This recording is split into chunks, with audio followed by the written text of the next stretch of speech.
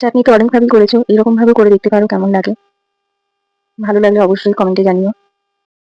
চাটনিটি করার জন্য প্রথমে আমি নিয়েছি 4টে মাঝারি সাইজের টমেটো, ছোট ছোট করে কেটে নিয়েছি।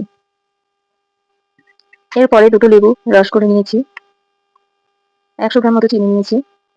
টমেটোর চাটনি করতে এছাড়াও লাগবে কাজু বাদাম, কিশমিশ এবং আমসত্ত্ব। আমসত্ত্ব একটু বড় বড় করে কেটে নিয়েছি যাতে গলে না যায় চাটনি করার সময়। এরপরে কড়াই গ্যাসের ওভেনে বসিয়ে ওভেন অন করে দিলাম। এবার কড়াই অল্প 1 চামচ মতন তেল দিয়ে দিলাম। তেল গরম হয়ে গেলে তেলের মধ্যে অল্প কয়েক দানা গোটা সর্ষে এবং শুকনো লঙ্কা ফোড়ন দিয়ে দিলাম। এবার কেটে রাখা টমেটোটা তেলের মধ্যে দিয়ে দিলাম। এরপরে টমেটো কিছুক্ষণ নেড়েচেড়ে নিতে হবে। এরপর টমেটোটা খানিকক্ষণ নেড়েচেড়ে ঢাকা দিয়ে দিতে হবে মিনিট 2-3 এর জন্য। 2-3 মিনিট পরে ঢাকনাটা খুলে টমেটোটাকে আবার ভালো করে নেড়ে নিতে হবে। এরপরে নেড়েচেড়ে আবার আরেকবার ঢাকা দিয়ে দিতে হবে। এরকম ঢাকা দিয়ে দিয়ে টমেটো চাটনি রান্না করলে টমেটো থেকে যে জল বেরোবে তাতেই টমেটো সুন্দরভাবে গলে সেদ্ধ হয়ে যাবে। এরপরে আমি চিনিটা দিয়ে দিলাম। দেখো, চিনি দেওয়ার পর অনেকটা জল বেরিয়েছে, সেই জলটাতে টমেটো আরো ভালোভাবে সিদ্ধ হয়ে যাবে।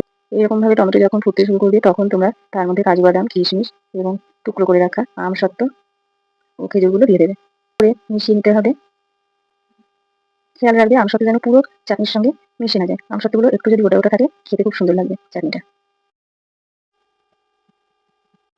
দেখো, চাটনিটা পুরো কমপ্লিট হয়ে গেছে, পুরো রেডি হয়ে গেছে। যখন যখন চাটনিটা নামানোর সময় হবে সেই সময় লেবুর রসটা দিয়ে সামান্য নেড়েচেড়ে নেবে। বেশিক্ষণ লেবুর রস দিয়ে চাটনি যদি ফোটানো হয় চাটনিটা তেতো হয়ে যেতে পারে।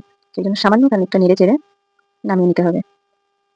দেখো, আমি চাটনি নামিয়ে নিলাম। কত সুন্দর লাগে দেখতে। আশা করি খেতেও তোমাদের খুব ভালো লাগবে। যদি ভালো লেগে থাকে আমাকে কমেন্ট করে জানিও। আরো যদি কিছু নতুন রেসিপি তোমরা শিখতে চাও সেটাও কমেন্ট করে আমাকে জানিও। ধন্যবাদ।